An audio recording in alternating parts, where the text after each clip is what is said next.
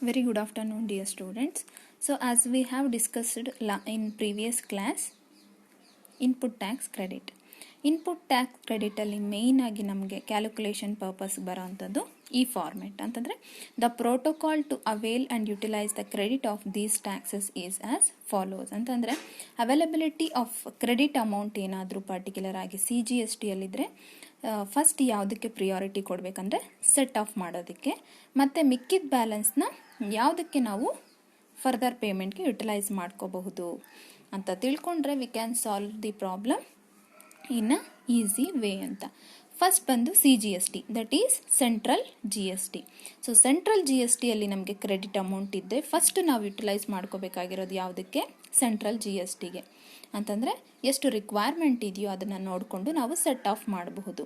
ಇನ್ನೂ ನಮಗೆ ಮಿಕ್ಕಿದ್ದೇನಾದರೂ ಅಮೌಂಟ್ ಇದ್ದರೆ ನಾವು ಆ ಅಮೌಂಟ್ನ ನೆಕ್ಸ್ಟು IGST ಪೇಮೆಂಟ್ಗೆ ವಿ ಕ್ಯಾನ್ ಯುಟಿಲೈಸ್ ಅಂತ. So for example we have a credit of CGST is 500 rupees. So we need to pay for the CGST 400 rupeesನ ಪೇ ಮಾಡಬೇಕಿರುತ್ತೆ ಟ್ಯಾಕ್ಸು. ಸೊ 500 ಇರೋದ್ರಿಂದ 400 ವಿ ಕ್ಯಾನ್ 100% ಏನು ಮಾಡ್ಬೋದು, ಸೆಟ್ ಆಫ್ ಮಾಡ್ಬೋದು. Rest of the amount we have 100 rupees. So may be IGSTಗೆ requirement ಇದ್ದರೆ we can set off with the 100 rupees ಅಂತ. Okay, ಇಲ್ಲ ಅಂತಂದರೆ ಅದು ಬ್ಯಾಲೆನ್ಸು ಕ್ಯಾರಿ ಫಾರ್ವರ್ಡ್ ಆಗ್ತಾ ಹೋಗುತ್ತೆ. ಅದೇ ರೀತಿ ನೆಕ್ಸ್ಟ್ SGST, ಸ್ಟೇಟ್ GST. ಇದನ್ನು ಅಷ್ಟೇ, ಸ್ಟೇಟ್ GSTನೂ ಫಸ್ಟ್ ಸೆಟಲ್ಮೆಂಟ್ ಮಾಡೋವಂಥದ್ದು ಅಥವಾ ಯುಟಿಲೈಸ್ ಮಾಡ್ಕೊಳ್ಬೇಕಾಗಿರೋದು ಯಾವ ಪೇಮೆಂಟ್ಗಪ್ಪ ಅಂತಂದರೆ SGSTಗೆ. Next rest of the amount if we have a available balance after settlement of the SGST, ಅದನ್ನು ನಾವು ಯಾವುದಕ್ಕೆ ಯುಟಿಲೈಸ್ ಮಾಡ್ಕೋಬೋದು, IGSTಗೆ ಯುಟಿಲೈಸ್ ಮಾಡ್ಕೋಬಹುದು. Next UTGST, that is union territory GST amount. First we have to utilize for the core, that is UTGST only. Rest of the amount if it is available we can utilize for the IGST. So compulsory ಯಾವ್ಯಾವ ಈ ಮೂರು heads ಅದು first utilise ಮಾಡ್ಕೋಬೇಕಾಗಿರೋದು first ಪೇಮೆಂಟ್ನ ಆ core GSTಗಳಿಗೆ. Central ಇದ್ದರೆ ಸೆಂಟ್ರಲ್ಗೆ, state ಇದ್ದರೆ ಸ್ಟೇಟ್ಗೆ, UTGST ಇದ್ದರೆ union ಟೆರಿಟರಿಗೆ. Next ಇನ್ನೂ ನಮ್ಮ ಹತ್ರ ಅಮೌಂಟ್ ಇದೆ ಅಂತಂದಾಗ ನಾವು IGSTಯಲ್ಲಿ ಏನಾದರೂ ಸೆಟಲ್ಮೆಂಟ್ ಮಾಡಬೇಕಾ ಅಂತ ನಾವು ಕಣ್ಣು ಹಾಯಿಸಬಹುದು. ಇಲ್ಲ ಅಂತಂದರೆ ಅದನ್ನು ನಾವು ಕ್ಯಾರಿ ಫಾರ್ವರ್ಡ್ ಮಾಡ್ಕೊಳ್ತಾ ಹೋಗಬಹುದು. Next coming to the IGST. ಈ IGSTಯಲ್ಲಿ ನಮಗೆ ಕ್ರೆಡಿಟ್ ಅಮೌಂಟ್ ಇದ್ದರೆ first we have to, so for example ಈಗ IGSTಯಲ್ಲಿ ನಮಗೆ 1000 rupees ಅಂತಿದೆ ಅಂತ ಅಂದ್ಕೊಳ್ಳೋಣ. ಫಸ್ಟ್ ನಾವು ಸೆಟಲ್ ಮಾಡಬೇಕಾಗಿರೋದು IGSTಗೆ ಒಂದು 500 rupees ಸೆಟಲ್ಮೆಂಟ್ ಮಾಡಬೇಕಾಗಿರುತ್ತೆ. ಸೊ ಆರಾಮ್ಸೆ ನಾವು 500 rupeesನ ಸೆಟಲ್ಮೆಂಟ್ ಮಾಡಬಹುದು.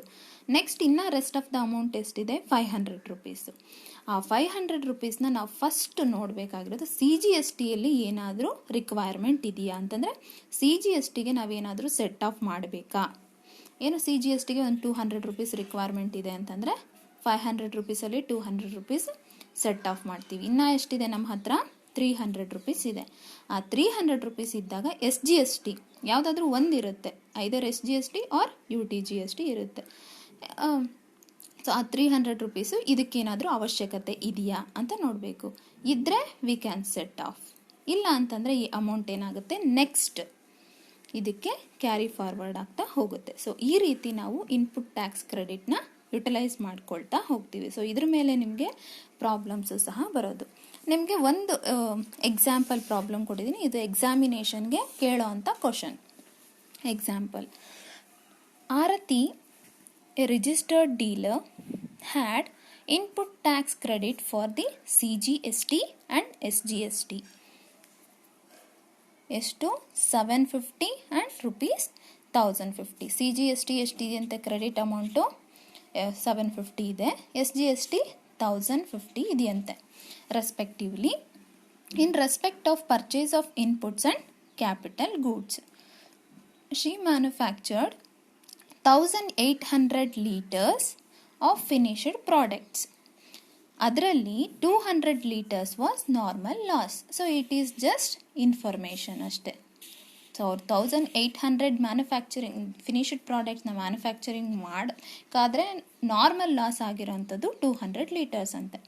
ಇನ್ the process the final product was sold at uniform price of rupees 10 per liter. So this is important. 10 per liter as follows. ಅದರಲ್ಲಿ 3 criteria ಇದೆ.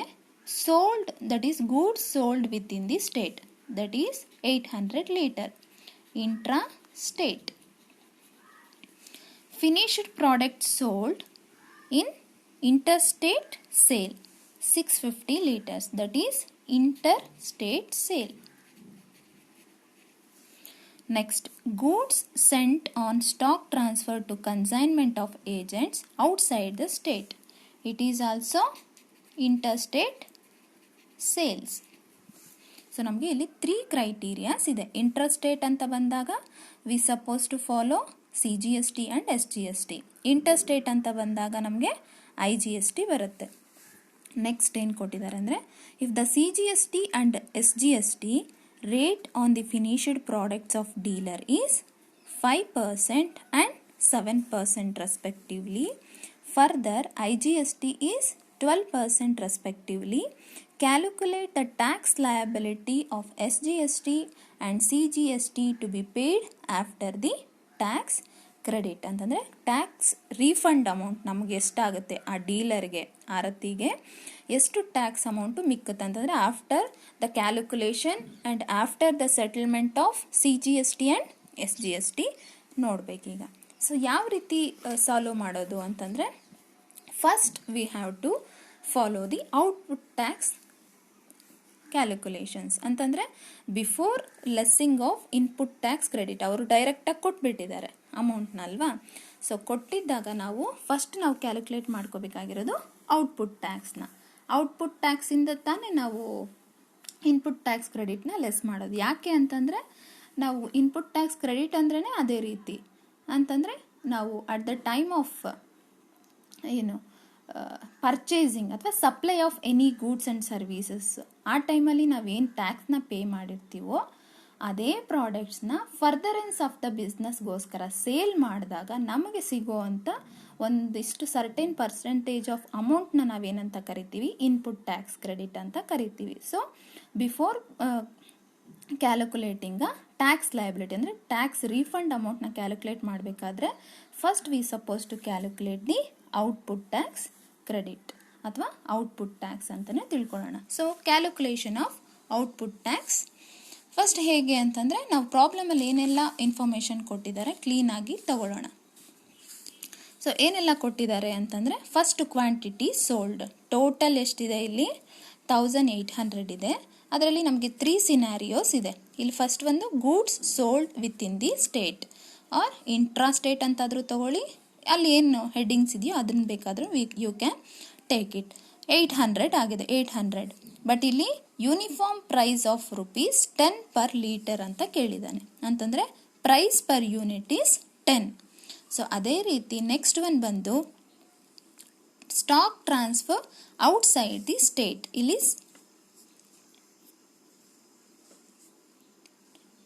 350 ಇದೆ. ಸೊ 350 ಇದೆ. ಇಲ್ಲಿ ನಾನು ಥರ್ಡ್ ಒನ್ ಹಾಕ್ಕೊಂಡ್ಬಿಟ್ಟಿದ್ದೀನಿ, second column. You can make it for third column only. Second one ಬಂದು 350 litres ಇದೆ. ಅದನ್ನು ಪ್ರೈಸ್ ಪರ್ ಯೂನಿಟ್ ಬಂದು 10. Next finished products sold in inter state sale, that is 650 ಇದೆ. That is also price per ಲೀಟರ್ಗೆ 10 rupees.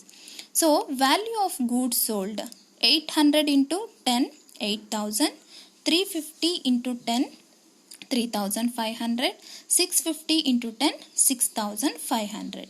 That is total value of goods sold to be 18,000. Next, we supposed to calculate the tax amount now.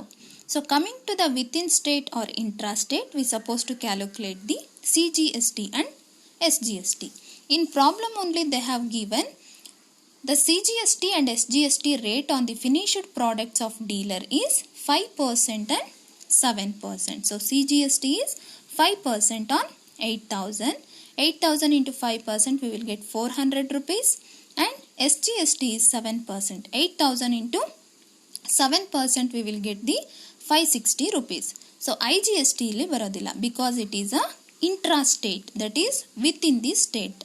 So next coming to the Stock transfer outside the state. Outside state is nothing but the interstate. So we have to calculate the IGST. How much they have given? 12%. So 3,500 into 12%, we will get the 420 rupees. Next, interstate sales. This is also IGST. 6,500 into 12%, we will get the 780 rupees. So ಈಗ ನಮಗೆ ಏನು tax payable amounts ಎಷ್ಟಿದೆ, output tax ಎಷ್ಟಿದೆ ನೋಡೋಣ. CGST 400 rupees, SGST 560 rupees, IGST is 1200 rupees. But ನಾವು set of ಮಾಡಬೇಕಾಗಿರೋದು ಯಾವುದಕ್ಕೆ? CGST and SGST 750 and 1050. ಈಗ ನಾವು ಕ್ಯಾಲ್ಕುಲೇಷನ್ ಆಫ್ ಟ್ಯಾಕ್ಸ್ ಪೇಯಬಲ್ ಮಾಡ್ಕೋಬೇಕು. ಈ ಟ್ಯಾಕ್ಸ್ ಪೇಯಬಲ್ ಅಮೌಂಟ್ ಅಥವಾ ಔಟ್ಪುಟ್ ಟ್ಯಾಕ್ಸ್ ಅಂತಾನೆ ತಿಳ್ಕೊಳ್ಳಿ. Output tax 400, 560, 1200 less input tax credit. ಅದರಲ್ಲಿ ಫಸ್ಟ್ ಒನ್ ಬಂದು CGST. ಸೊ ಇಲ್ಲಿ ನಮಗೆ ಪೇ ಮಾಡಬೇಕಾಗಿರೋದು 750 ಅಲ್ವಾ. 750ಯಲ್ಲಿ ಆಲ್ರೆಡಿ ನಮ್ಗೆ ಅವೈಲೇಬಲ್ ಎಷ್ಟಿದೆ? 400 ಇದೆ. ಸೊ 400ನ ನಾವು ಸೆಟ್ ಆಫ್ ಮಾಡಿಬಿಡ್ಬೋದು. ಇನ್ನು ರೆಸ್ಟ್ ಆಫ್ ದ ಅಮೌಂಟ್ ಎಷ್ಟಿದೆ? 750ಯಲ್ಲಿ ನಾವಿನ್ನು 350 rupees ಅಷ್ಟು ಸೆಟ್ ಆಫ್ ಮಾಡಬೇಕು. ನಾವು ಅದನ್ನು ಎಲ್ಲಿ ತಗೋಬೋದು ಅಂತಂದರೆ, ನಾನು ನಿಮಗೆ ಫಸ್ಟ್ ಫಾರ್ಮೆಟಲ್ಲಿ ಎಕ್ಸ್ಪ್ಲೇನ್ ಮಾಡಬೇಕಾದ್ರೆ ಹೇಳಿದ್ದೆ, IGSTಯಲ್ಲಿ ಫಸ್ಟ್ IGSTಯಲ್ಲಿ ಸೆಟ್ ಆಫ್ ಮಾಡಬೇಕಾದ್ರೆ ಇಲ್ಲಿ ನಮ್ಗೆ ಅವೈಲಬಿಲಿಟಿ ಅಂತಂದರೆ ನಾವು ಸೆಟ್ ಆಫ್ ಮಾಡಬೇಕಾಗಿರೋದು ಇನ್ಫಾರ್ಮೇಷನ್ ಕ್ವಶನ್ ಪ್ರಕಾರ CGSTಗೆ ಮತ್ತು SGSTಗೆ. ನಮಗೆ IGSTಯಲ್ಲಿ 1200 rupees ಅಷ್ಟು ಅವೈಲಬಿಲಿಟಿ ಇದೆ. ಬಟ್ ನಾವು CGSTಗೆ 750 ಸೆಟ್ ಆಫ್ ಮಾಡಬೇಕು, SGSTಗೆ 1050 ಸೆಟ್ ಆಫ್ ಮಾಡಬೇಕು.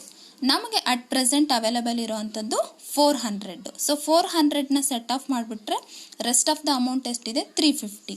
ಈ ನಮ್ಮ ರೂಲ್ಸ್ ಪ್ರಕಾರ IGSTಯಲ್ಲಿ ಫಸ್ಟ್ ಸೆಟ್ ಆಫ್ ಮಾಡಬೇಕಾಗಿರೋ ಅಂಥ ಯಾವುದು ಅಂತಂದರೆ CGST. ಸೊ 350, 1200ಅಲ್ಲಿ 350ನ ಸೆಟ್ ಆಫ್ ಮಾಡಿಬಿಟ್ವಿ. ಸೊ 750 ಅವ್ರ ಕ್ವಶನಲ್ಲಿ ಏನು ಕೇಳಿದಾರೋ ಅಷ್ಟನ್ನು ನಾವು ಕ್ಲಿಯರ್ ಮಾಡಿದ್ದು ಆಗಿದೆ. CGSTಯಲ್ಲಿ ಯಾವುದೇ ರೀತಿಯಾದಂಥ ಬ್ಯಾಲೆನ್ಸ್ ಇಲ್ಲ. Next coming to the SGST. SGSTಯಲ್ಲಿ ಕ್ವಶನ್ ಎಷ್ಟು ಕೇಳಿದ್ದಾರೆ? ಕ್ವಶನಲ್ಲಿ 1050ನ ನಾವು ಸೆಟ್ ಆಫ್ ಮಾಡಬೇಕಿದೆ. 1050ನ ಸೆಟ್ ಆಫ್ ಮಾಡಬೇಕಾದ್ರೆ ಆಲ್ರೆಡಿ ನಮ್ಗೆ ಅವೈಲಬಲ್ ಇರೋವಂಥದ್ದು 560. ಸೊ 1050ಯಲ್ಲಿ 560 ಹೋದರೆ ಇನ್ನೂ ನಾವು ಎಷ್ಟು ಸೆಟ್ ಆಫ್ ಮಾಡಬೇಕಪ್ಪ ಅಂತಂದಾಗ 490 rupeesನ ಸೆಟ್ ಆಫ್ ಮಾಡಬೇಕು. ಸೊ ನಮಗೆ SGSTಯಲ್ಲಿ ಅಷ್ಟೊಂದು ಅಮೌಂಟ್ ಇಲ್ಲ. ಅದರಿಂದ ನಾವೇನು ಮಾಡ್ತಾ ಇದ್ದೀವಿ? IGSTಯಲ್ಲಿ 490 rupeesನ ತಗೊಳ್ತಿದ್ದೀವಿ. ಸೊ 350 + 490. ಸೊ ಇಷ್ಟು ಸೆಟ್ ಆಫ್ ಮಾಡಿದ್ದಾದಮೇಲೂ 1200ಅಲ್ಲಿ ನಮಗೆಷ್ಟು ಅವೈಲಬಲ್ ಬ್ಯಾಲೆನ್ಸ್ ಇದೆ? 360 rupees. ಅಂತಂದರೆ ಈ 360 rupeesನ ಯಾರು ಈ ಆರತಿ ಡೀಲರ್ ಅನ್ನೋದು ಕ್ರೆಡಿಟ್ ಅಮೌಂಟ್ ಅಂತಂದರೆ ಅವ್ರಿಗೆ ರೀಫಂಡ್ ಆಗುತ್ತೆ ಅಂತ ಈ ಪ್ರಾಬ್ಲಮ್ನ ಅರ್ಥ. ಸೊಲ್ಯೂಷನ್ ಈ ರೀತಿ ಮಾಡಬೇಕಾಗತ್ತೆ. So this is for sample. So if you have any doubts means let me know. ಇದು ಅರ್ಥ ಆಗಿದೆ ಅಂತಂದರೆ ನೆಕ್ಸ್ಟ್ ಕ್ವಶನ್ಸ್ನ ಸಾಲ್ವ್ ಮಾಡೋಣ, ಕ್ವಶನ್ ಪೇಪರ್ ಪ್ರಾಬ್ಲಮ್ಸ್ನು. ಆಮೇಲಕ್ಕೆ ನಾನು ಪ್ರಾಕ್ಟಿಕ್ಸ್ಗೆ 1-2 ಕ್ವಶನ್ಸ್ನ ಕೊಡ್ತೀನಿ. Thank you.